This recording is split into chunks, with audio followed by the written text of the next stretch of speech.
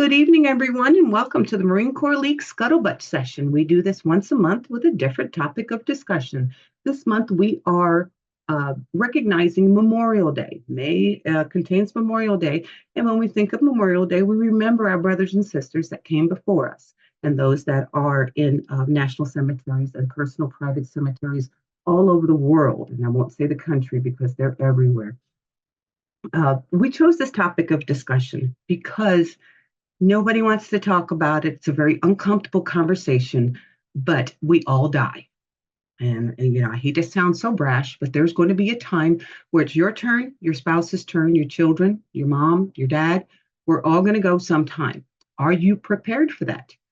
Um, Again, nobody wants to know the smaller details. It's hard to have those conversations, but we're going to talk about some things today that might be a little uncomfortable for you to repeat, but you can sit with your family member and possibly look at this recorded session a little bit thereafter.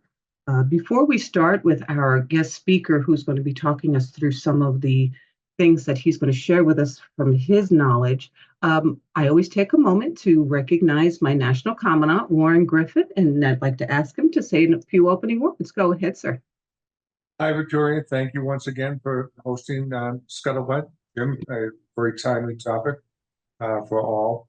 And looking across the board, I see that Victoria, you've built up an audience nationwide, Zoomers. They're all here tonight and looking very good. And one final word, I just wanted to say a special thank you to Victoria for the excellent job you did at Modern Day Marine. You were all over the place taking care of. So thank you again. Thank you. And thank you all, one and all tonight. Thank you very much, sir, and for your kind words. And those of you that do know me personally, I'm a Tigger. I'm not an Eeyore. I'm a Tigger. I'm the one that bounces around on its tail, and I can't sit still. And pretty much have picked up that nickname with the Marine Corps League. So it's always my pleasure to help out, especially at Modern Day Marine, and see all these, and I look at these young Marines around the room, and I wonder if I was ever that young. We were, but we are aging. We have to start having hard discussions.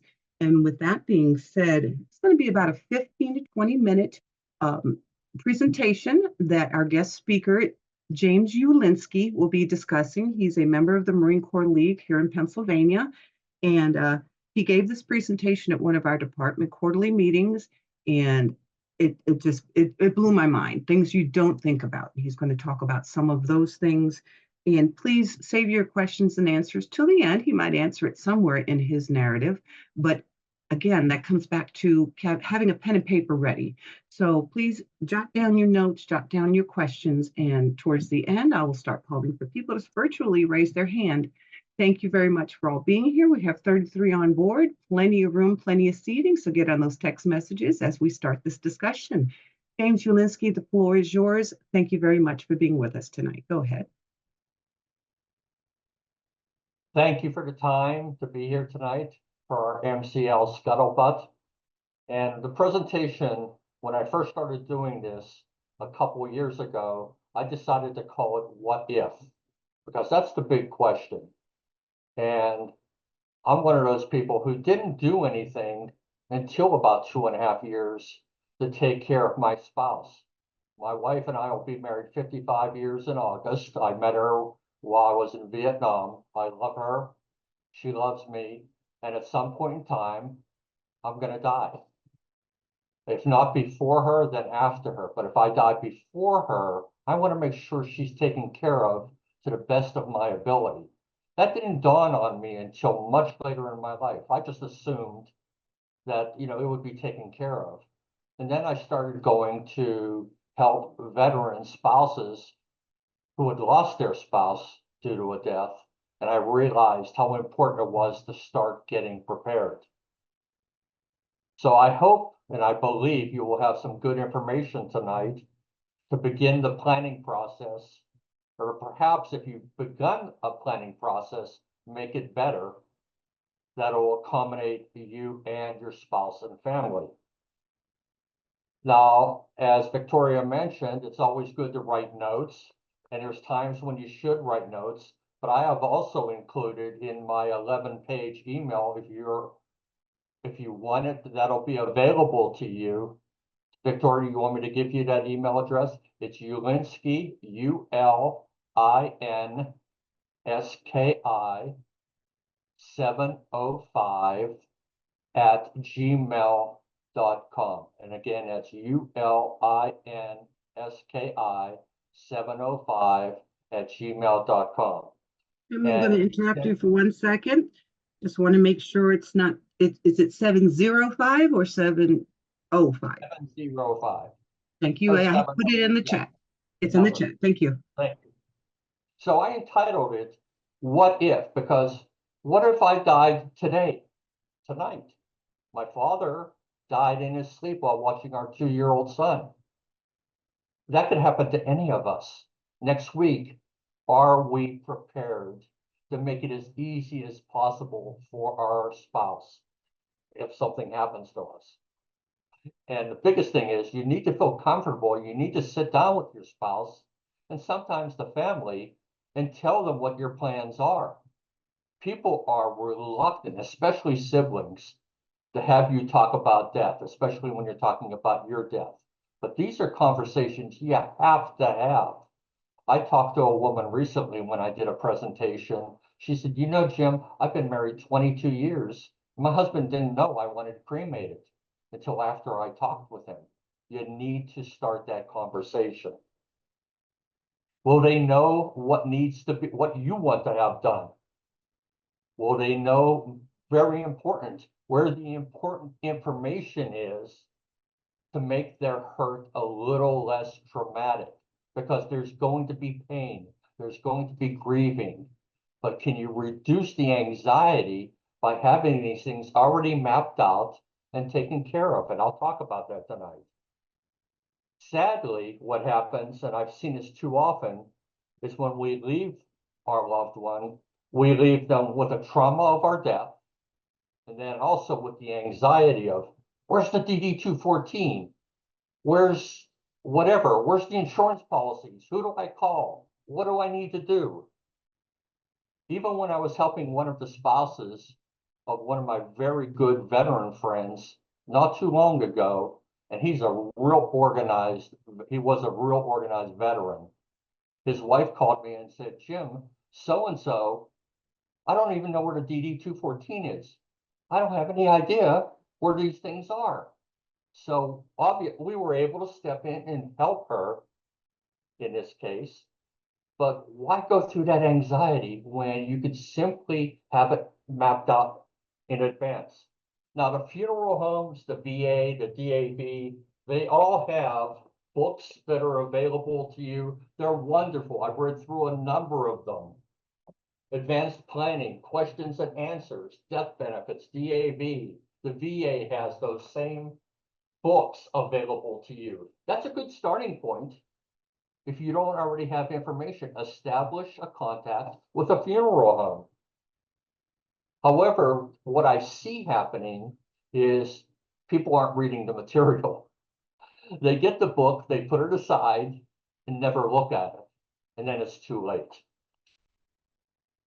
My wife of almost 55 years, as I said, I'll be married 55 years in August, has the packet of information. In fact, this is my packet of information. It has insurance policies in there. It has all the numbers she needs to call. It has everything she needs. My DD-214, my VA form showing that I was 100% total and permanent disabled. Everything is in here, short of letters that I've written individually to my grand adults, to my other family members. I have those separate in the safe. But she pulls this packet. She has everything to start the process and reduce that anxiety. And a key to all this is you have to be prepared. You have to start at some point in time. You need to talk to your spouse, your significant other, about death. And again, I see it very often, even with veterans. They don't want to talk about it. It's almost as if I don't talk about this, it's not going to happen. If I do mention it, it's going to happen. Have you told him or her exactly what you want or don't want done in the form of medical interventions? Have you talked about CPR? Extraneous devices. Do you want them? Do you not want them? Does she or he know what stage of illness you would choose to forego certain therapies or artificial life support? They're called advanced directives. This is your death. Above all, this is your death, and it should be your wishes, if at all possible, that it need to be carried out. Now, we all want to make sure our spouse is soothed and everything else. We only have one death. The other people are going to have their death. And too often I see families intervening and saying, no, no, no, no, we don't want that for dad or mom. You need to make this about you. Have you created a bucket list while you're living? Do you have places you want to go, books you want to read? Check them off. It gives you another reason for going into the next day. Have you thought about your personal belongings? Are there certain family members or friends you want to give certain mementos to, pictures, items left for? I have several handguns. I have them all mapped out to who goes to what. I have pictures that go to certain people. I have a coin collection that goes to one of my grandsons, other items that go to my granddaughter, my other grandson. So I've already taken it so that there's no fighting about it. Have you left letters or videos for any family members and friends? And this is going to sound sad to some people, but I even have a final letter from my wife. She's always asked me to talk about Vietnam. And I was a gung-ho Marine, and there are stories I never wanted to tell her. She asked me one time, please share one. I did. I saw the appall on her face, and I swore I would never say anything again. But if she chooses to read it, she can. If she decides to throw it away, burn it, she could do that as well. Does anyone besides you know the passwords for your computer? The safe combinations?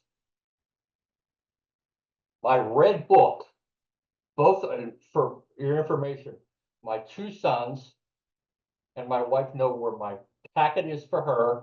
They know where all my passwords are for all my different business, bill paying, everything is in this red book. Who do you want at your funeral? Sometimes that's a choice that has to be made. When my mom died, she did not want her sister, my Aunt Stella, at the funeral. They lived 4 miles away from one another. And my mom said, I don't want her there. She didn't visit me. We didn't talk when I was alive. I don't want her when. Years later, my aunt saw me and she said, Jim, you didn't invite me to the funeral. I said, I was honoring my mother and I loved my aunt, but I honored my mom's wishes. Who do you want at the interment, the cremation? Do you want flowers donated or a charity of your choice? You should map that out. Instead of leaving guessing game, and I'll tell you about that later. Do you want a special prayer, a poem shared? Which funeral home do you want to use? Do you want embalmed or cremated? My wife and I have chosen a funeral home. We've met with the director, and there's some cost involved. You need to start looking at this. There is a cost, even with the money you get through various sources. There is going to be a fairly significant amount of money involved. When my mom died, just to tell you a story, we had to search for clues on what she wanted done. She never talked about what she wanted done with her body. We cremated her. My two brothers, my wife and I talked. We decided she wanted cremated based on the little clues. We took her on a road trip. We had her urn with her ashes, and we took her to one of her favorite places in the back seat of the car with my wife and my oldest son. And we went to Hank's Custard Stand for a final ice cream. We came home, and then we took care of, obviously, the cremation. A few years later, my youngest brother said to me, Jim, I would like to have her urn. I would like to scatter her ashes to the wind. I don't like the idea she's in an urn. So we had a special celebration. We took the urn out into the wooded area in a park, and we scattered her ashes to the wind.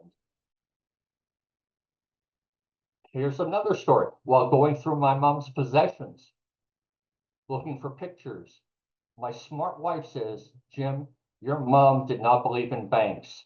She didn't put money in the bank. She loved you 3 kids.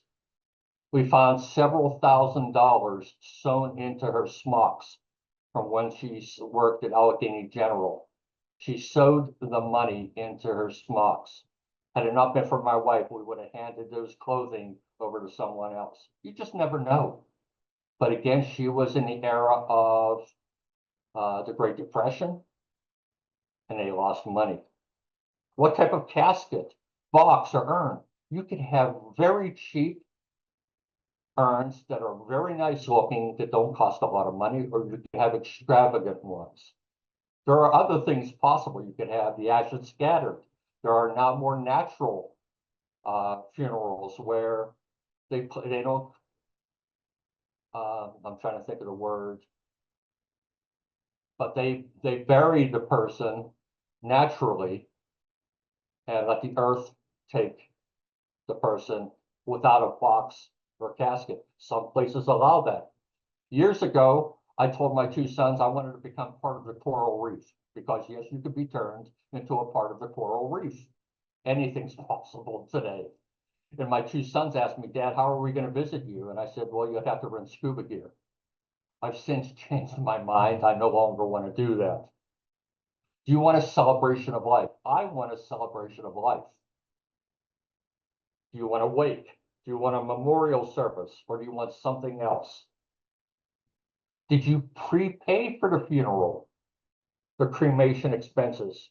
Or will your spouse, significant other have to do that? Your important documentation needs to be in a safe, secure place. I suggest that you have a safe that's waterproof and fireproof, you put it there. You got to remember about putting things in banks, especially if it's in one person's name, that may be locked out to you.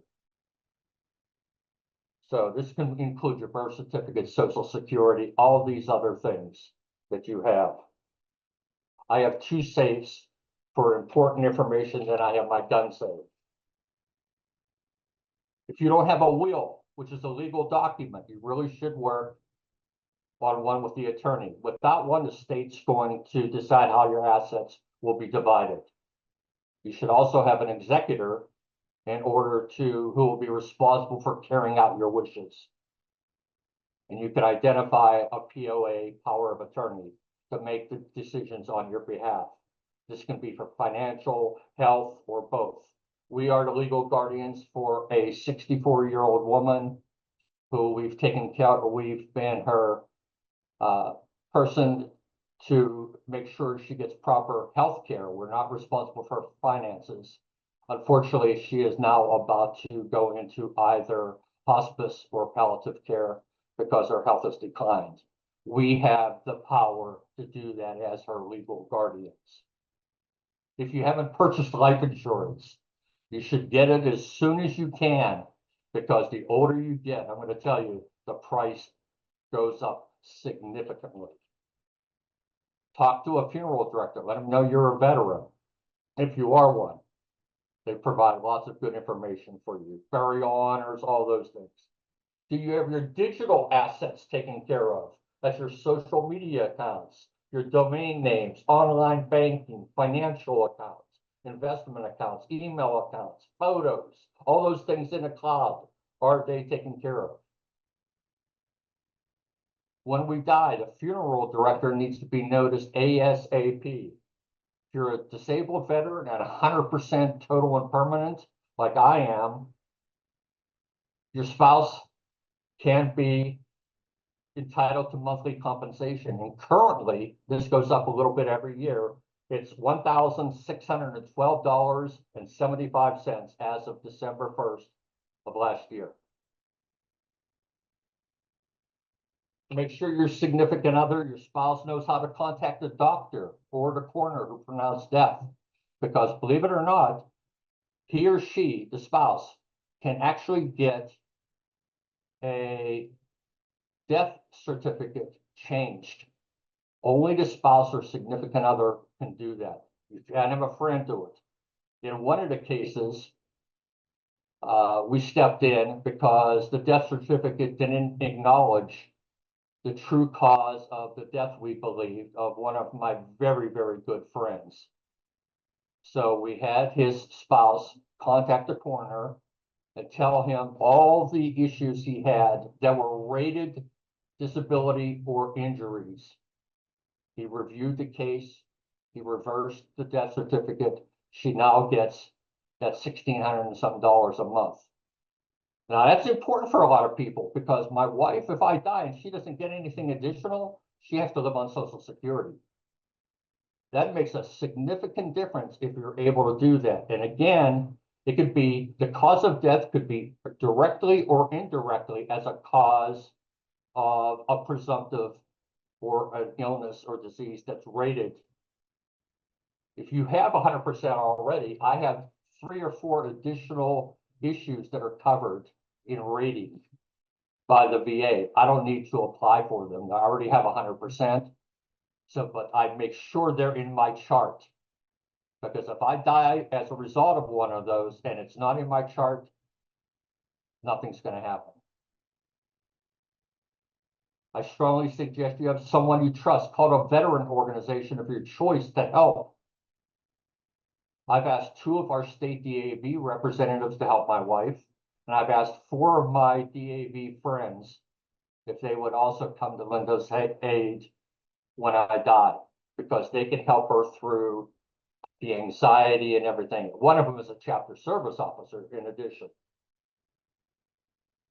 Provide the funeral director with a copy of the DD 214. That DD 214 needs to be available somewhere.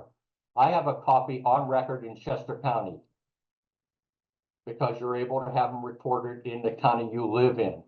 No cost to it. You get a couple copies and everything else. I also have our mortgage. It's paid off. It's there as well. But I also have several copies in my drawer. You should have your VA claim number. If you're a disabled veteran, you get a copy every year from the VA that has that. That's also in my packet. The funeral director, and you should always double check. Never assume anyone is doing anything correctly unless you double check. Did he or she apply to the military affairs for the amount allowable for burial expenses? And also what's available under Social Security. They can help you with that if you have a good funeral director. Your spouse, significant other should also contact the Social Security office immediately as well. By the way, you need to contact the VA office extremely quick, because if you dawdle, they stop payment when you die. So if I died on January 6th and you already had your January 1st check, they're going to deduct that money from you until they can prove, and if they can prove, you died as a result of your service-connected injuries and disability, either directly or indirectly again. So they could have been just one of the causes leading up to it.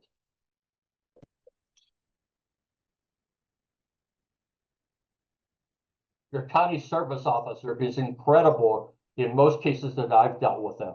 They can also help the spouse, significant other with survivor death benefits from the VA. And again, someone needs to contact the VA and Social Security office very quickly. Again, review your end of life wishes. If you don't have an attorney to look at wills, trusts, etc., I have a friend. Can I mention the person's name? He's willing to do this for no cost. Victoria? No? Okay. Well, anyway, in my material, I have the name of the person that will offer that to you. Let me see here. In my 11-page packet, I'm not talking about it tonight. I have what you should do when you meet or talk with the county veterans office. I have a death notification checklist, such as the government agencies, financial companies, insurance and annuity companies you need to contact, credit reporting agencies, memberships, and a do not contact list. You can actually, for $1, contact the company and they will stop all the mailings that you don't want to come to you. I was getting mail from my dead mom 2 years later. What kind of burial benefits can I get? If you're eligible, you can get VA burial allowance for burial and funeral costs, VA plot or interment allowance, the grave site or interment, VA transportation reimbursement for the cost of transporting your loved one to the final resting place. And the VA also provides burial benefits for all legal burial types, including burial at sea. They also provide burial benefits for donating the veterans' remains to a medical school. You do not need to file a claim as long as you are listed as the veteran spouse. That will automatically be taken care of by the VA. My wife and I have completed a predetermination form. We did this about a year ago. Here's what the form looks like. And on the back, it just has all the instructions. My wife and I both filled out one. We sent it to the appropriate address, and we've received our certified approval for burial at a national cemetery. We are both going to be cremated and laid to rest at Washington Crossing. You don't have to have one, but it expedites the situation. Again, it's not absolutely needed. If my wife dies before me, she'll be cremated. They will have a plaque. Her name will be on the plaque. When I die, they will flip the plaque around and my name with my rank will be there and she'll be on the other side. You can find out all this information, by the way, on the VA burial site information. Important to remember, you should have several copies of the DD-214 and death certificates. They go quickly. There's a burial allowance difference, and I didn't want to go into specific amounts because it goes into different states, different pays, whether you are service-connected versus non-service connected. If you died as a result of service-connected, you get more money. She or he gets more money than if it was non-service related. If you don't have a DD-214, you can get one from the National Archives online. The information is there for you. It's very, very simple. Every once in a while, I'll send in to see if I had any new medals added. The Office of Survivors Assistance has listed benefits for spouses, dependents, and survivors. My wife no longer has to apply for CHAMP VA. As of recently, we went down to Philadelphia and where she had to reapply every 5 years. No longer does she have to do that. It's now for the rest of her life. I'm not sure, but I believe it's the same thing for TRICARE. By the way, there is a new identification card for all of us veterans. You have to have that within the next 2 years. They also have special education and training available free of charge to spouses, survivors. It's through the Survivors and Dependents Education Program, also called Chapter 35, if you qualify. Believe it or not, I did not know this, but while I was actually responding to a question that Victoria had mentioned to me, that you can get a certificate of eligibility, a COE, for home loan programs to buy, build, repair, or refinance a home. Or if you're having trouble making mortgage payments on a VA-backed loan, get help to avoid foreclosure by contacting them. I never knew that. Again, visit the Office of Survivors Assistance.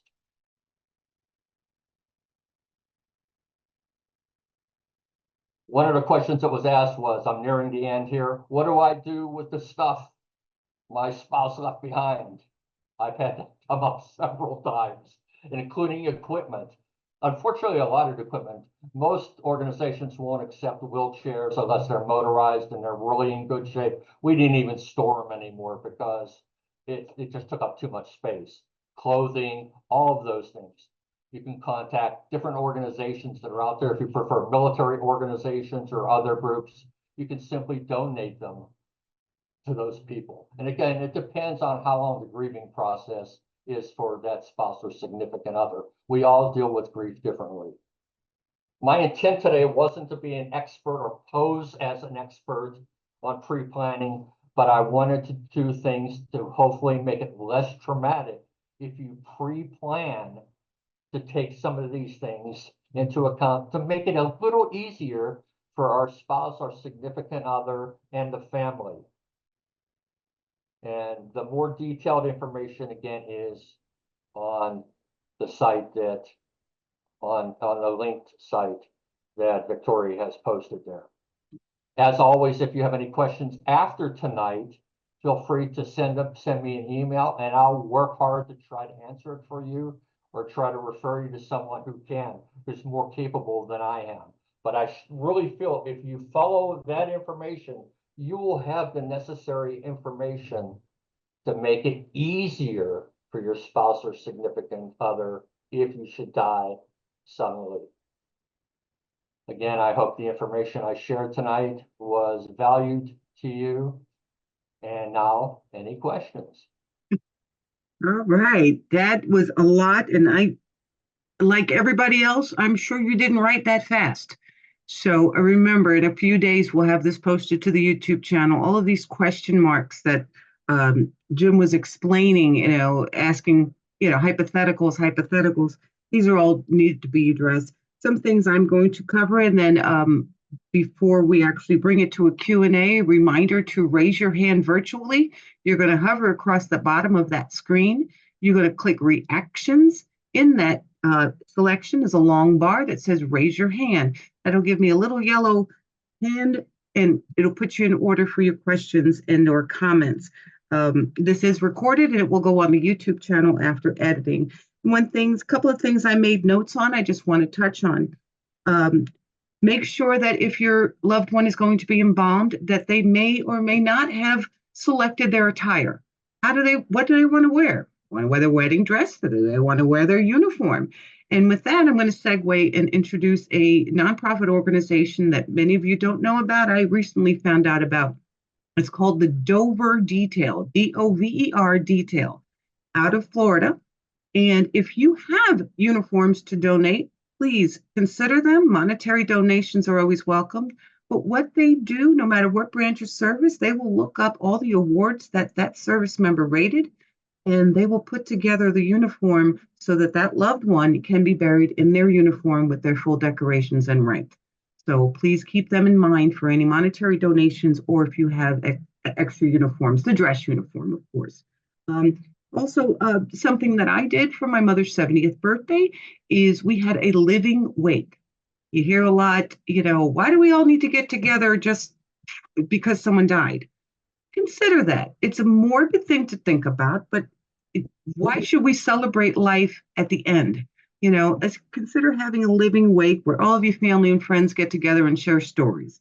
The other thing I want to talk about, especially to the Marine Corps League members, if you are having an honor guard, and that honor guard is out there with the interment and they're doing the ceremony, please keep in mind the service member's religion.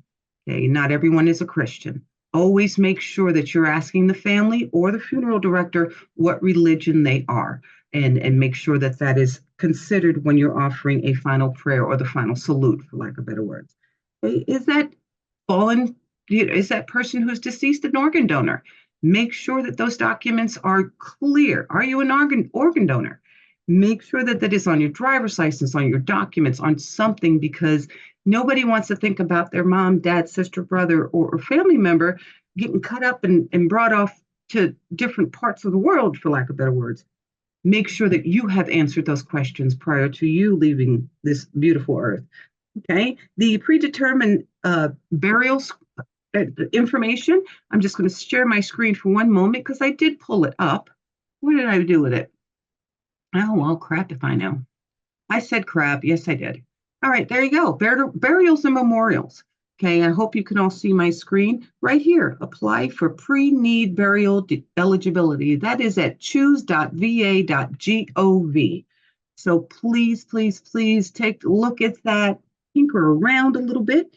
One last thing I just want to talk about, and it was discussed at the National Convention a few years ago by our Chief Operating Officer, Bob Borka. You can, at this time, or if you're an executor of the estate, you can request the service members' full decorations, whatever ribbons and decorations they rated on their DD 214. You can get a full set issued to you absolutely free one time from the Veterans Administration. That will also help when you get that flag presentation at the interment to create a shadow box for the memory of your family member. So shadow box is very popular. There's a lot of companies that make them for you. Those are all the notes that I have. I've got one little teeny weeny hand coming up. Keep those hands rolling. Let's get those questions, conversations, and comments on board at this time. Coming up, Griffin, the floor is yours, sir. Thank you, Victoria. Just a couple of things. I don't know if it was mentioned, some of the states also will help with financing of a veteran's funeral. So check with your state Veteran Service Secretary of Veterans.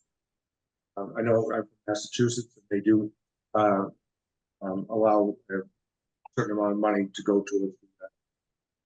And also, a few years ago, I checked out the cost of a cremation. All up a number of places. Went from $5,000 or $6,000 down to $1,700. It's the exact same process for the same crematory, so there's no difference whatsoever. The only difference is the cost. Well worth everybody's time. Take a minute and just check out the cost of funeral homes with their cremations. That's it.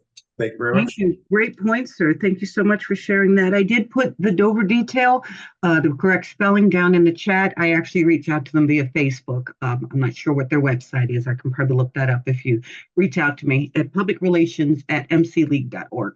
Okay, Dave Porter Sr. is up, and Jeff, you are on deck. Go ahead, Dave.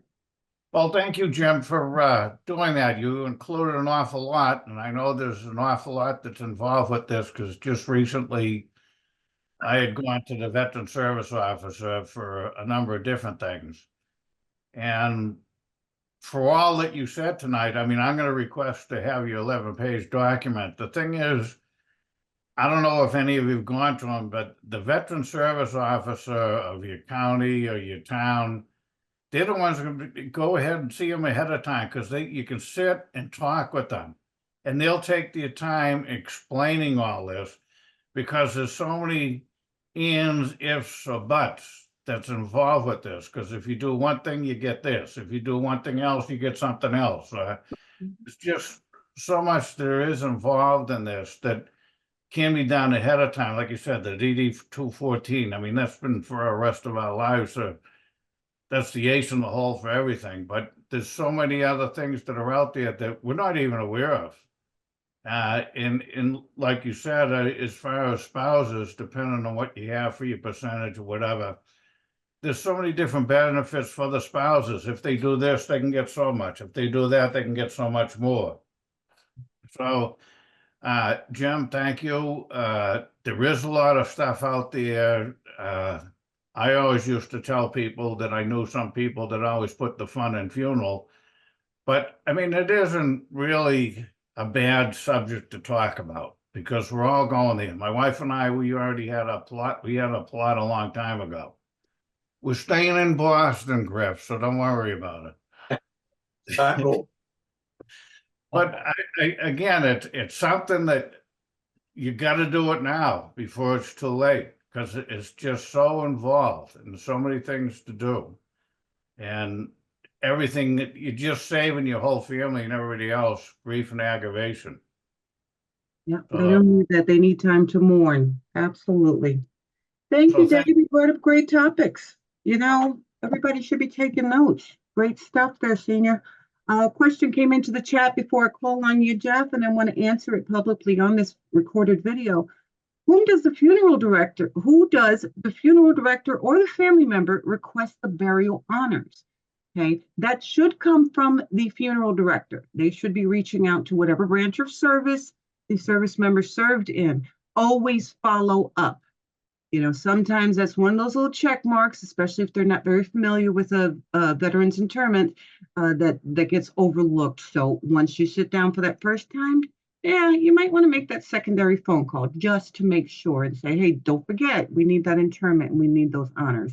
So I'm glad that our Marine Corps League does that, as well as the And you reserve. could also request of the funeral director, if you want Marines to be the people at the funeral, they will try to do that. There is no guarantee, but they will work very diligently to have that, as well as trying to contact a lot of our veteran organizations. Unfortunately, what's happened is many of us are old and not able to do some of the things that we were able to do. So a lot of the veteran organizations I belong to that used to do the gun salutes and everything else, they've just stopped because there weren't enough active members who were physically able to do it. But they will provide you, contact the funeral director. Funeral director, if they're good, and again, you follow up, as Victoria said, to make sure they do these things. Don't assume they're taking care of it, but take care of it. Typically, the service at a national cemetery is about 1/2 hour. So you have 1/2 hour because they're already moving on to the next group. That includes the presentation of the flag, all of the folding of the flag, the presentation of the flag, and the ceremony at the graveside. Thank you very much for clarifying that.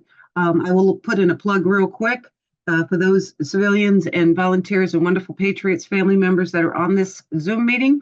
Please spread the word.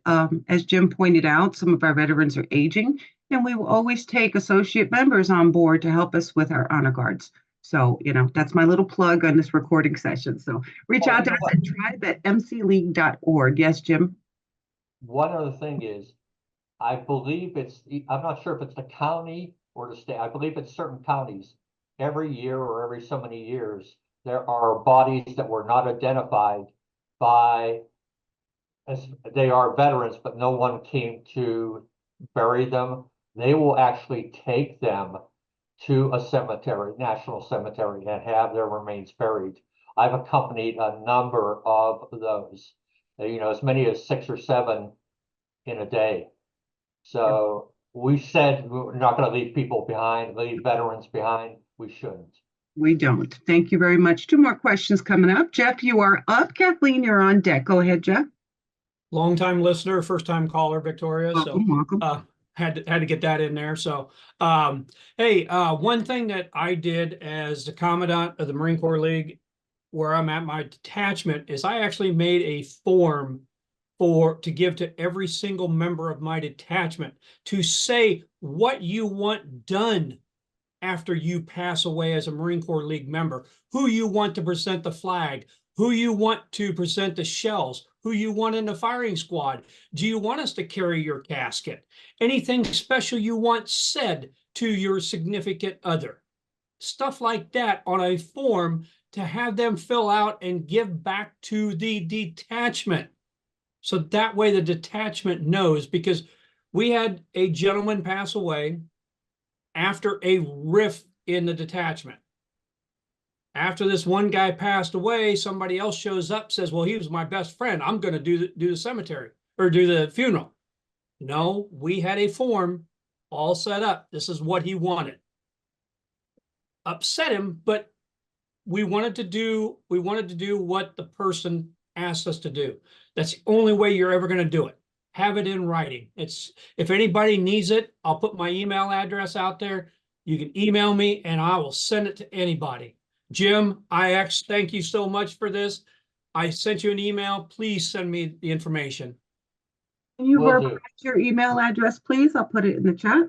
Blueside@gmail.com. GLUESIDE@gmail.com. Very good. I'd like to see a copy of that form, please. I will email you accordingly. Go ahead, Kathleen. The floor is yours, ma'am. Thank you. First, James, thanks for taking the time to do and put together all the information you've put out there. As you can see by the attendance type thing, there's probably, a quadruple number of folks that need this kind of information, but all we can do is try and keep out there. So thanks, Jim, for that. On the Dover detail, Rick Bedford is sitting there in slumberland type of a thing. But if anyone wants more information with regards to Dover detail, reach out to Detachment 513. That's the Brevard County Detachment in the Department of Florida. And Jerry Vaughn is the spearhead with regards to that information with regards to uniforms. Obviously, he's focused on Florida. I'm sure he's got a network out there to be able to provide similar kinds of uniforms. If he doesn't, I'm sure it would be great to build a network of folks to be able to do that. So again, you need more information on Dover detail. Rick Bedford, Vinnie Howard, Detachment 513, Brevard County and Department of Florida. The second part has to do with, I was recently involved with a coordination of funeral for a veteran detachment commandant here in Central Florida type of a thing. The good news was he was here in Central Florida. The bad news, if you want to call it that, he was being buried out of state. And those are some of the other challenges that lead to pre-planning that James has touched on type of a thing.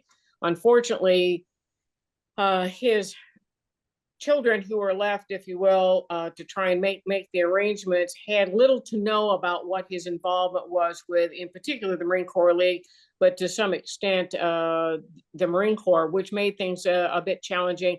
I was contacted just because I was close by, and the county VSO, I had just been in his office, and he said, "Oh, by the way, can you help us out with this?" So we tried to do that, all by a long way of saying it was very convoluted, very complicated type thing, because people had not pre-planned. The children didn't know exactly what he wanted, other than they wanted him not in Florida, but back in Michigan. It all worked out type thing. I reached out and was able to work through the Marine Corps League network type of a thing. But it also pointed out a couple of other things: pre-planning and good funeral director versus not so good funeral director. And that's not a ding on anyone. It's not an industry that's probably hard to thrive in that type of a thing. But again, it goes back to the watchword that we've all had if we came up in the Marine Corps type thing, and that's pre-planning. Yes, plans will go awry, but at least if you have something, it helps those who are left behind to try and pick up the pieces, as it were, a place to go. And I have been very fortunate to have contact with several, one in particular, funeral director here in the state of Florida. They are involved with a organization called Order of the Golden Rule. And that might be a place to start with. If you don't have any connections with funeral directors, that might be a place to go to say, it's kind of like the Better Business Bureau for funeral directors, if you will. It's more than that, but it's that kind of thing. So that I will do on that.